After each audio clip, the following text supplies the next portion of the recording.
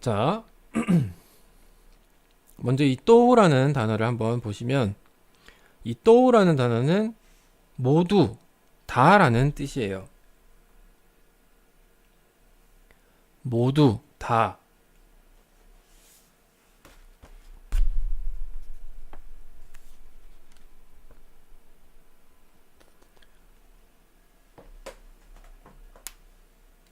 그래서 이제 문장에 보시면 지엔또라고 되어 있죠. 지엔또. 치에는 앞에서 나왔었지만 돈이라는 뜻이에요. 돈. 그래서 지엔또 돈이 또 모두라는 뜻이 되겠죠. 그래서 이제 앞에 나오는 단어 모두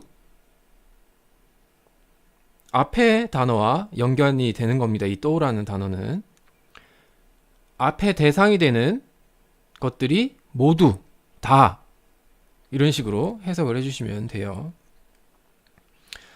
자, 그 다음에 이제 또 중요한 단어입니다. 그 다음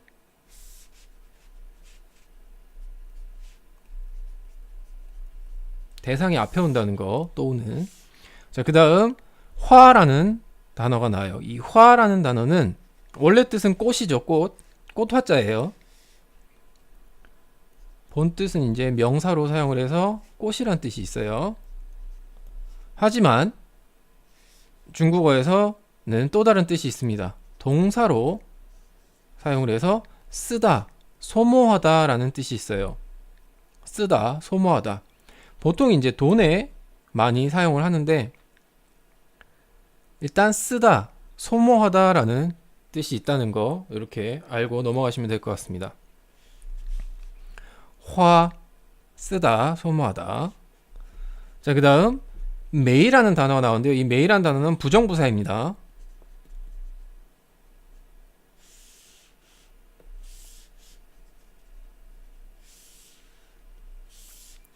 부정부사.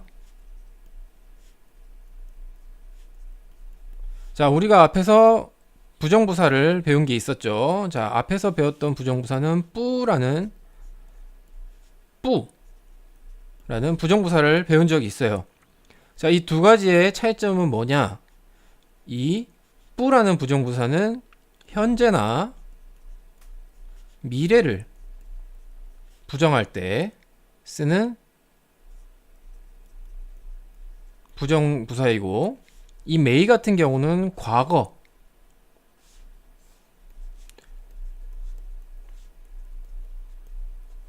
과거를 부정할 때 쓰는 부정부사입니다. 요 정도 차이만 알고 계셔도 뭐 사용을 하시는 데는 아무 문제가 없어요. 그리고 또 이 메이 같은 경우는 뜻이 여러 가지가 있는데 자, 이번 문장에서는 없다란 뜻으로 사용을 해요. 보통 그냥 일반적인 부정부사는 아니다라는 뜻으로 해석이 되지 없다라고 해석을 하진 않습니다. 자, 여기서 메이는 없다라는 뜻으로 해석을 해주면 돼요. 이거는 이제 그 뜻이 여러 가지가 있는 것 중에 하나이기 때문에 이렇게 간단하게만 설명을 하고 넘어가겠습니다. 솔직히 그냥 메이 단어 하나만 가지고 거기에 해당되는 모든 뜻을 다 설명하려면 짧게 잡아도 한 1시간 반에서 2시간은 걸려요. 이거 단어 설명 하나 하는데. 네. 그러니까 그냥 나올 때마다 이런 뜻이 있구나라는 것만 알고 넘어가시면 돼요. 자, 이 메이라는 단어는 없다라는 뜻이 됩니다. 없다. 여기서. 자, 그러면 이렇게 설명을 하고 넘어가 보도록 하겠습니다.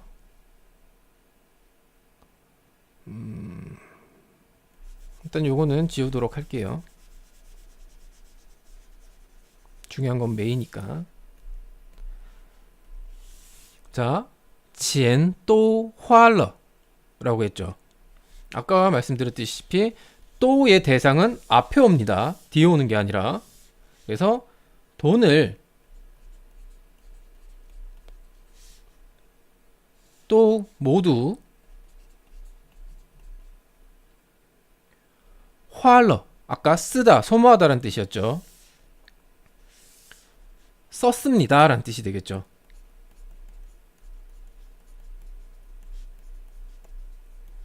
자, 이 문장에 러가 붙었죠. 이 러 같은 경우는 이 문장이 과거라는 뜻이에요. 과거. 이미 지나간 일. 그래서 지엔 또 화 하면 만약에 러가 없다면 돈을 모두 씁니다 라는 뜻이 돼요. 본인이 지금 쓰고 있다든지 아니면 앞으로 돈을 다 쓸 예정이라는 얘기가 되죠. 하지만 이 문장 끝에 러가 붙었기 때문에 이미 돈을 다 써버린 겁니다. 네, 러가 붙으면 이 문장은 과거형이 돼요. 그래서 돈을 모두 썼습니다. 이 돈이라는 물질 자체가 이미 화러 다 써서 없단 얘기예요. 네, 그래서 돈을 모두 썼습니다 라는 의미가 되는 겁니다. 자, 그러니까 돈을 다 썼으니까 我没钱了. 내 수중에는 이제 돈이 없다는 얘기겠죠. 네, 我没钱了. 저는 돈이 없습니다.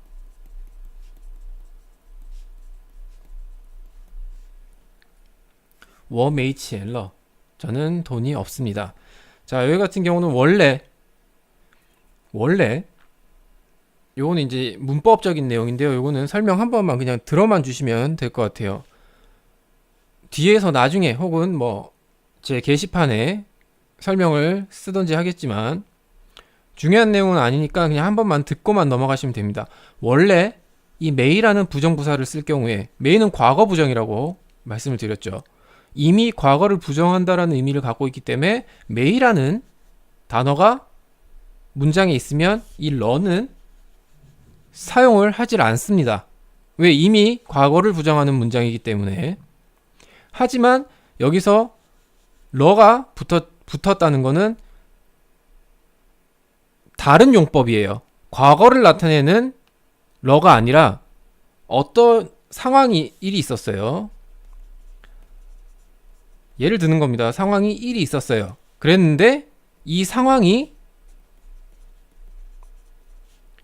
2로 바뀐 겁니다.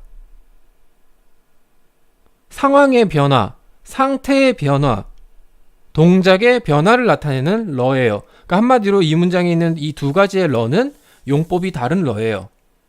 이게 그래서 이제 러가 좀 어렵긴 한데 러는 총 용법이 뭐 두 가지가 있다는 사람도 있고 세 가지가 있다는 사람도 있고 네 가지가 있다는 사람도 있어요. 하지만 기본적으로 전문적으로 중국어를 가리키는 학교에서 중국에 있는 학교 얘기하는 겁니다. 학교에선 총 3가지로 나누고 있습니다. 그 중에 2가지가 지금 이 한 문장에 다 들어가 있는 거예요. 그냥 단순하게 어떤 문장 뒤에 붙어서 과거의 의미를 나타내는 러가 있고, 그리고 이 러 같은 경우는 문장 끝에 혹은 뭐 이 러 같은 경우는 근데 문장 끝에 들어갈 때도 있고 안 들어갈 때도 있어요. 중간에 들어갈 때도 있어요. 하지만 이 문장 같은 경우는 이제 짧기 때문에 문장 끝에 있는 것처럼 보이는 거지, 네, 그 상황 뒤에 붙은 겁니다. 이런 식으로 돈이 없다라는 얘기는 애초에 나한테 돈이 있었다는 얘기겠죠. 앞에서 얘기했듯이 돈을 썼으니까 원래는 돈이 있었어요, 저한테. 근데 지금은 그 돈이 다 없어진 겁니다, 써서. 그렇기 때문에 그 상태의 변화, 그 상황의 변화를 나타내는 러가 되는 거예요. 그래서 이 러라는 용법이 이렇게 다르다는 거.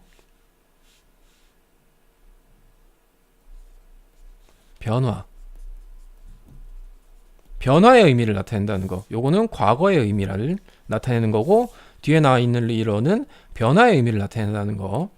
요거 그냥 봐두시면 돼요. 이게 제가 왜 설명을 드리냐면 메이라는 부정부사가 있으면 원래 러를 사용을 할 수가 없어요. 이미 과거기 때문에. 하지만 여기에 쓰인 러는 과거의 의미를 나타내는 게 아니라 상황이나 상태의 변화를 나타내는 러다. 이게 이제 나중에 메이가 나왔을 때 또 다시 메이를 설명하게 되면 보충이 돼야 되는 설명이기 때문에, 예, 한번 설명을 드린 겁니다. 그렇게만 알고 계시면 돼요. 뭐 굳이 이건 기억을 안 하셔도 상관은 없어요, 솔직히. 자, 그러면은 이제 이렇게 돈을 모두 썼습니다. 钱都花了. 돈을 모두 썼습니다. 그래서 我没钱了. 저는 돈이 이제 수중에 없습니다 라는 뜻이겠죠. 자, 여기서 중요한 건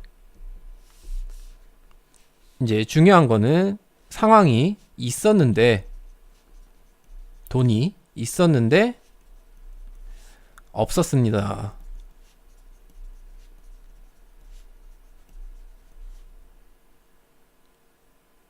없었습니다가 아니라 없습니다겠죠.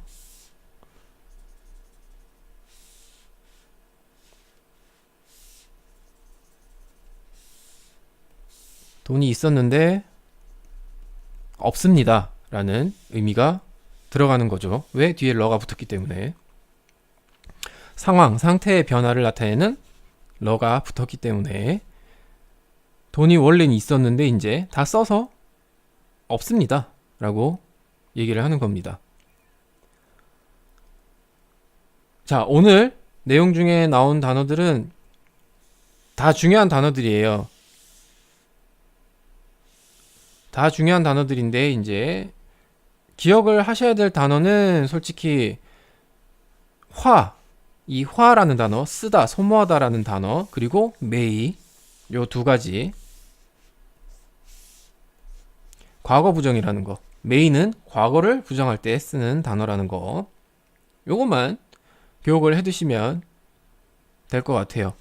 러 같은 경우는 굉장히 많이 사용을 하고 굉장히 많이 출연을 하기 때문에 제가 가능하면 이 러는 나올 때마다 여러분께 그때그때 상황에 이 러는 무슨 러다 라고 설명을 해 드릴 거니까 걱정 안 하셔도 되고요. 꼭 이번에 이해가 안 된다고 해서 조급해 하실 필요는 전혀 없습니다. 계속 나올 때마다 제가 설명을 드릴게요.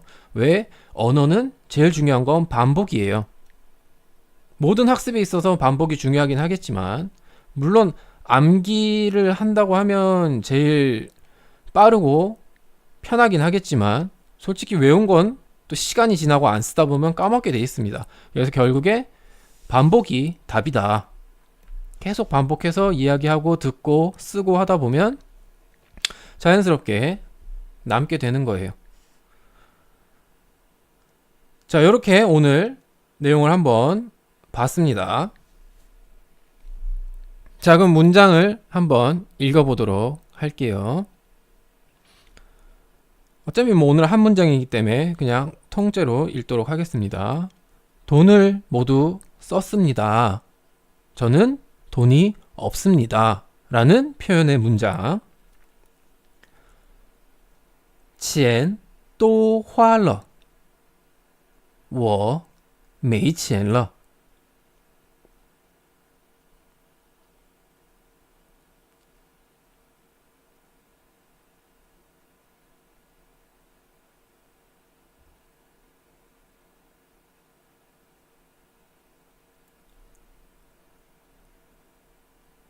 钱都花了我没钱了